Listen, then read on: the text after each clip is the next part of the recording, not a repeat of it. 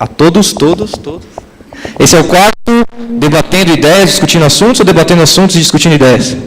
Trocando ideias e debatendo assuntos.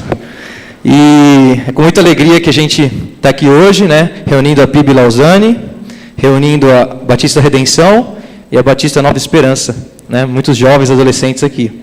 É um prazer muito grande. Antes de começar, eu queria apresentar o tema, né, um tema aí bem interessante. O tema é o seguinte: conhecimento e devoção, inimigos irreconciliáveis ou amigos inseparáveis. Quem que deu esse tema? O Éder? Tiago? Quem que deu esse tema? Tiago, né? Inimigos irreconciliáveis ou amigos irreparáveis. Antes de começar, gostaria que a gente abrisse em Efésios 4. Tem um apoio aqui, não tem problema. Verso 13 e o verso 14.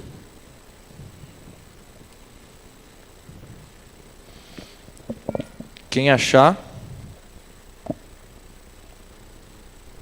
Calma, Efésios 4, eu falei. Efésios 4, verso 13 e 14.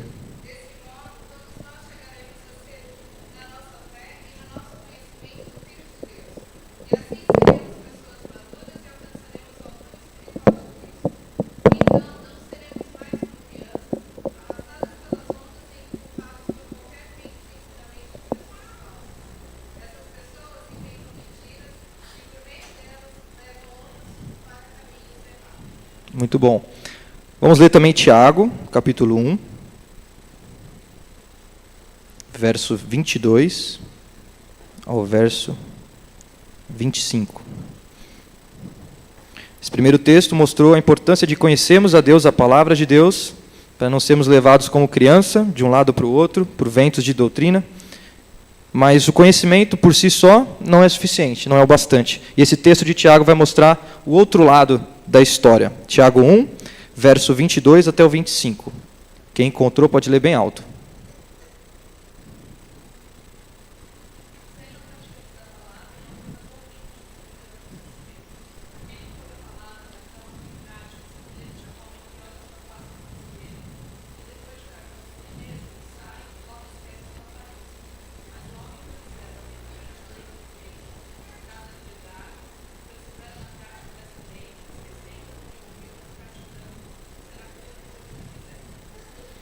Persevera na prática dessa lei, não esquecendo do que ouviu, mas praticando.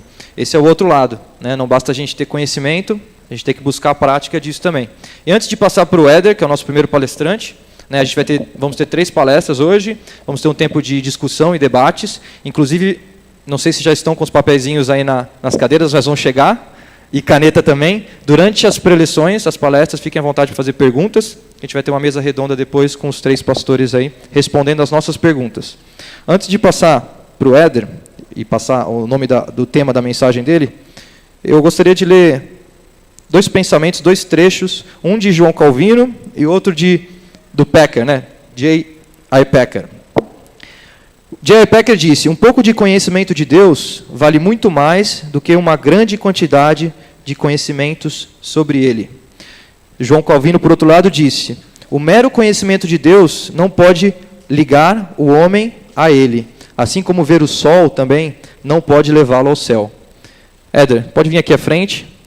O Éder vai falar sobre o tema da palestra dele, é o seguinte: a fé buscando compreensão, a espiritualidade medieval aos olhos de Anselmo de Cantuária. Certo?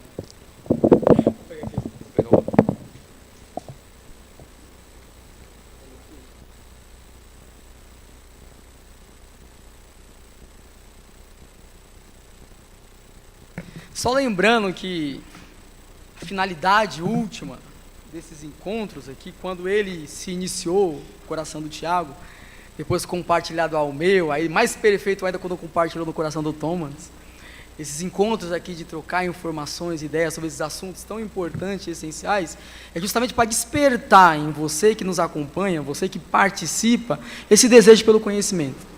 Essa vontade de querer investigar com mais profundidade aquilo que você acredita. E logo fazendo merchandising da minha palestra aqui, o tema que eu dei, somente para nos nortear, somente para sinalizar, somente para apontar algum caminho onde nós queremos chegar, é a fé que busca compreensão.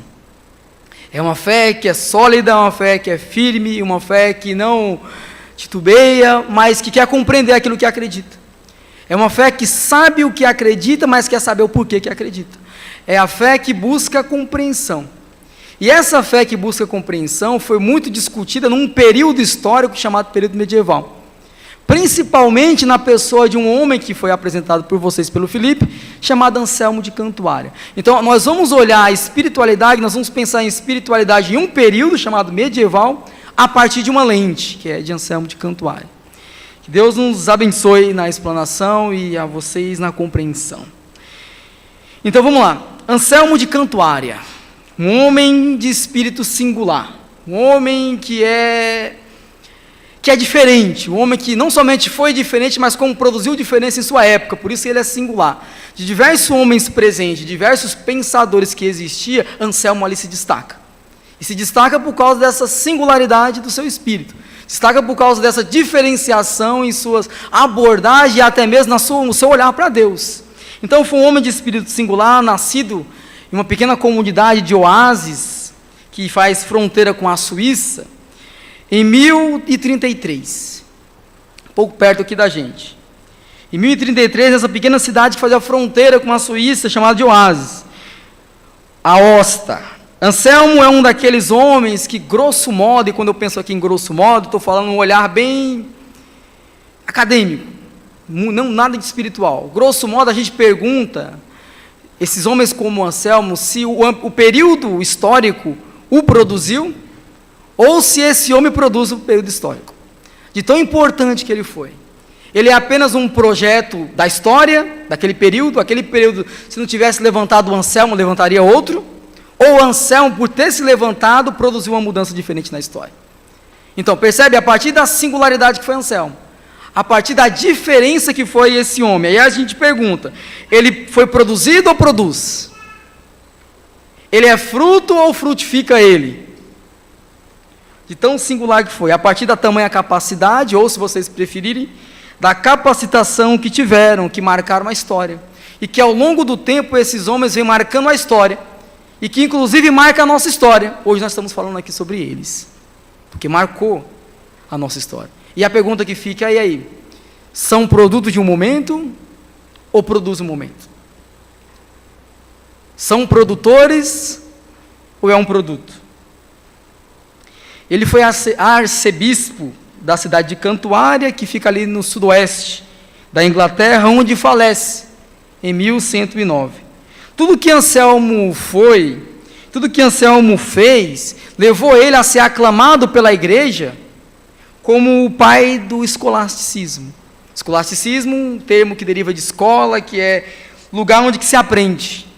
Só que os escolásticos utilizavam a filosofia como sendo um instrumento para melhor compreender a fé que eles acreditavam. Então, o que diferencia os escolásticos de outros daquele período? A instrumentalização de algo. E esse algo aqui é a filosofia, como ponto de referência máxima à compreensão da fé que ele acreditava. Por isso que é a fé em busca de compreensão. Mas não somente foi o pai desse movimento filosófico chamado escolasticismo, mas ele é considerado como o maior representante da espiritualidade medieval. E a espiritualidade medieval é o assunto que mais queremos tocar aqui nessa noite. Mas antes de falar de espiritualidade medieval, eu queria trazer aqui algumas definições ou algumas compreensões daquilo que a gente entende, ou daquilo que é entendido por espiritualidade. Então, espiritualidade é entendida no âmbito da fé, ou a espiritualidade que é compreendida no âmbito da fé, não pode ser entendida como uma espiritualidade dita aí fora. Como uma espiritualidade, por exemplo, de origem mais oriental. Não é essa espiritualidade. E nem muito menos essa espiritualização. Quando a gente pensa em espiritualidade, tendo um ponto de partida da fé cristã, há um sentido diferente. O que está por trás são alguns pressupostos que, com o decorrer aqui, a gente vai tentar aqui. Então, a sociedade, ela busca a espiritualidade. Hoje se fala muito daquilo que é espiritual. Qualquer rodinha que você encontra por aí, você vai ver, nossa, eu preciso de alguma coisa espiritual para acalmar essa lacuna que eu tenho no peito, ou para preencher esse vazio que eu tenho no peito. E a busca pela espiritualidade é justamente isso, é preencher um espaço que está vazio, seja tanto na área religiosa como profissional, como também social. A espiritualidade, ela atinge o ser humano de forma integral. Então ela tenta preencher todo esse espaço. Então a espiritualidade não pode ser confundida, principalmente aqui a espiritualidade cristã, como um se distanciar do mundo, como um isolamento da vida, ou de tudo, para santo ou anjo melhor parecer, como alguns pensam. Para ser santo eu tenho que me isolar. Eu não posso pertencer ao contexto e transformar esse contexto que eu pertenço. Então isso não é espiritualidade cristã. A espiritualidade cristã é uma vivência, é uma forma de viver, é uma forma de comportar que inclusive incentiva um comportamento contrário. Ela muda o ambiente que ela está. Ela transforma aquele que precisa de uma transformação, porque procura em outras espiritualidades o vazio que está dentro dele. Seja ela tanto, como eu falei, religiosa, social, ou até mesmo profissional. Mas espiritualidade é uma vivência, como eu disse, de vida que produz transformações em vida. A espiritualidade cristã contagia outros, porque por outro ela foi contagiada. E esse outro aqui é com O maiúsculo. Esse outro aqui é o Senhor Jesus. Aquele que através de sua vida nos oferece uma nova vida, para contagiar outras vidas. Porque quando ele oferece a nossa vida e contagia a nossa vida, muda a nossa vida, essa vida contagiada passa a contagiar outros. Ela transforma. A espiritualidade que é como um sal, que produz sede no outro. Sede de Deus. A vontade de compreender, de conhecer mais o Deus que a gente ama, ou o Deus que a gente segue. É uma espiritualidade encarnada. É uma maneira de viver. Então a espiritualidade cristã, ela pode ser compreendida, ou deve ser compreendida como uma dimensão. Uma dimensão contida, dominada, preenchida, guiada pelo Espírito de Deus. Então olha só, contida, preenchida, dominada e guiada pelo Espírito de Deus. Esse ser humano que agora se apresenta como um ser humano espiritual, é o Espírito Santo que o conduz. E esse conter, dominar, preencher e guiar é a única razão do seu ser. Ser santo como Ele o é. É glorificando como assim o merece. Então a nossa espiritualidade tem que visar isso. Se a gente quer entender algo na prática, é ser santo como Ele o é. Com uma finalidade última, glorificá-lo como assim o merece. A nossa vida é para a glória de Deus. E a glória de Deus deve ser o maior desejo da nossa vida. Compreender isso é compreender o significado de espiritualidade cristã.